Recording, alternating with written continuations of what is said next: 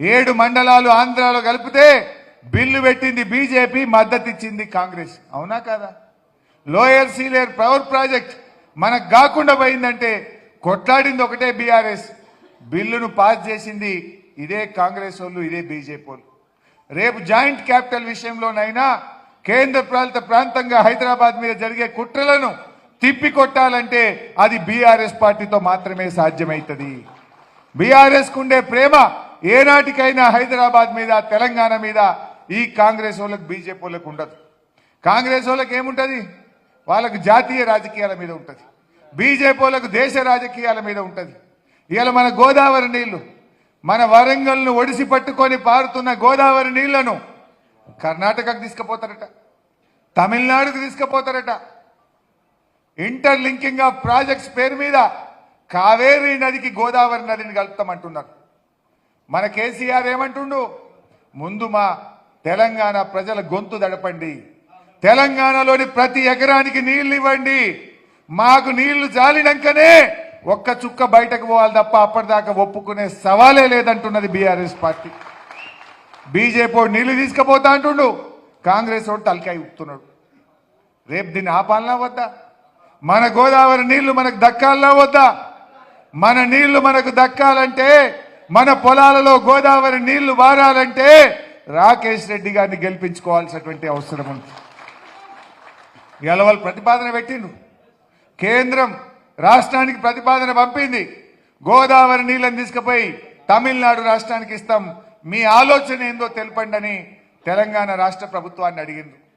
తెలంగాణలో అధికారంలో ఉన్న రేవంత్ రెడ్డి ప్రభుత్వం ఇప్పటిదాకా దాని మీద నోరు మెదుపుతలేదు. మనం గతంలో అడిగితే సమస్య లేదు, మేము ఒప్పుకోమని చెప్పిన మన బీఆర్ఎస్ గవర్నమెంట్ ఎట్టి పరిస్థితుల్లో చుక్క గోదావరి నీళ్లను కూడా ఈ రాష్ట్రం నుంచి కర్ణాటకకో లేకపోతే తమిళనాడుకో తీసుకుపోవడానికి మేము ఒప్పుకోము అని ఆ రోజు మేము కొట్లాడినాం. మరి ఈ రేవంత్ రెడ్డి ప్రభుత్వం ఎందుకు నోరు మెదుపుతలేదు?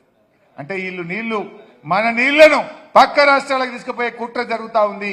ఆ కుట్రలను తప్పికొట్టాలంటే, మన నీళ్లు మనకు దక్కాలంటే ప్రశ్నించే గొంతు రాకేష్ రెడ్డి, బీఆర్ఎస్ పార్టీ గెలవాల్సినటువంటి అవసరం ఉంది. ఇవన్నీ కూడా మీరు ఆలోచించండి. ఇవాళ అద్భుతమైన ఆసుపత్రి కట్టించింది మన కేసీఆర్. 2000 పడకల సూపర్ స్పెషాలిటీ ఆసుపత్రి బిల్డింగ్ మొత్తం రెడీ అయింది. 5 నెలలైనా కాంగ్రెస్ వాళ్ళు వచ్చినాక ఇవాళ అంగుళం పని కూడా ముంగట పడతలేదు. ఆ 2000 పడకల ఆసుపత్రి వరంగల్లో అయిపోతే అన్ని రకాల బీమార్లకు, గుండె అయినా, క్యాన్సర్ అయినా, బొక్కలకైనా ఎటువంటి ఇబ్బంది వచ్చినా హైదరాబాద్ పోకుండా వరంగల్లోనే ట్రీట్మెంట్ కావాలని మన కేసీఆర్ 24 అంతస్తుల అద్భుతమైన 2000 పడకల ఆసుపత్రి కట్టిండు.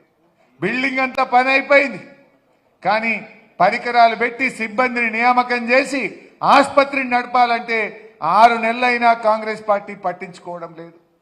ఏమనంటే కేసీఆర్ చేసినవన్నీ తీసేస్తారట, కేసీఆర్ ఆనవాళ్ళు లేకుండా చేస్తారట. తెలంగాణ చిహ్నంలో కాకతీయ తోరణం పెట్టిండు మన కేసీఆర్, దాన్ని కూడా తీసేస్తారట. అంటే మన వరంగల్ ఆత్మగౌరవం, వరంగల్ ప్రతిష్ట, మన కాకతీయ తోరణం, ఆ తోరణాన్ని కూడా తెలంగాణ రాష్ట్ర ప్రభుత్వ చిహ్నం నుంచి రేవంత్ రెడ్డి ప్రభుత్వం తొలగిస్తా అంటే వరంగల్ బిడ్డలు పౌరుషంగల్లా పోరాట స్ఫూర్తి కలిగిన ఈ వరంగల్ బిడ్డలు చూస్తూ ఊరుకుంటారా? మనం వాళ్ళకి బుద్ధి చెప్పొద్దా? కాకతీయ తోరణం ఉండాలా వద్దా? తెలంగాణ రాష్ట్ర ప్రభుత్వ పటములో కాకతీయ తోరణం ఉండాలా వద్దా? మా రేవంత్ రెడ్డి తీస్తా అంటున్నాడు. తీస్తా అన్న రేవంత్ రెడ్డి ప్రభుత్వానికి మీ ఓటుతో బుద్ధి చెప్పండి. రేపు రాకేష్ రెడ్డి కౌన్సిల్లో పేగులు దిగదాకా దానికోసం, వరంగల్ ఆత్మగౌరవం కోసం పోరాటం చేస్తాడు. ఈ రకంగా ఆసుపత్రి కట్టే ఆసుపత్రి ఆపుతారు, కాకతీయ చిహ్నం తీసేస్తా అంటారు, గోదావరి నీళ్లు ఆంధ్రాకి తీసుకుపోతా అంటారు, గోదావరి నీళ్లు కర్ణాటకకు, తమిళనాడుకు తీసుకుపోతా అంటారు.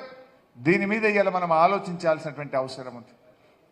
ఇవాళ నమ్మిండ్రు, ఒక్కసారి మార్పు మార్పు అన్నారు. ఏం మార్పు వచ్చిందే?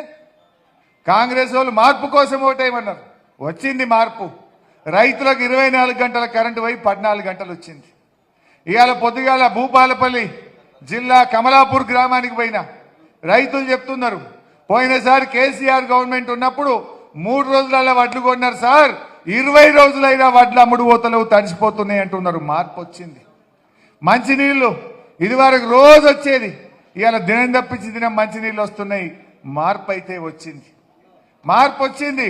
సర్కార్ దవాఖానలో పోతే కేసీఆర్ కిట్టు బంద్ అయింది, న్యూట్రిషన్ కిట్టు బంద్ అయిపోయింది. మార్పు వచ్చింది. ఎంజీఎంలో 5 గంటల కరెంట్ అయితే పోయింది. నిన్న భువనగిరిలో కరెంటు పోయింది. మార్పు వచ్చింది. ఏం మార్పు తెచ్చింది? మార్పు అంటే ప్రజలకు మెరుగైన జీవితం కావాలి, మంచి పనులు చేయాలి. కానీ ఉన్నయి ఊడగొట్టుడే మార్పా? ఉన్నయి తీసేసుడే మార్పా? ఇవాళ దయచేసి మీరు అందరు కూడా ఆలోచించండి. అంటే కాంగ్రెస్ ప్రభుత్వం ఇవాళ ఎన్నో మాటలు చెప్పి ప్రజల్ని ఇవాళ మోసం చేస్తూ వచ్చింది. ఈ టైంలో మనకు కావాల్సింది ప్రశ్నించే గొంతు కావాలి. ఈ ఎన్నికల్లో కాంగ్రెస్ పార్టీ ఓడిపోయినంత మాత్రాన ఆ ప్రభుత్వం ఏం పడిపోదు. కానీ గెలిస్తే ఏమంటాడు? నేను 4000 నిరుద్యోగ భృతి ఎగ్గొట్టినా నాకే ఓటేసిండ్రు. మహాలక్ష్మి ఇస్తాను 2500 ఇవ్వకున్నా నాకే ఓటేసిండ్రు. నేను దొడ్డు వడ్లు కొనని రైతుల్ని మోసం చేసినా నాకే ఓటేసిండ్రు. నేను 2 లక్షల రుణమాఫీ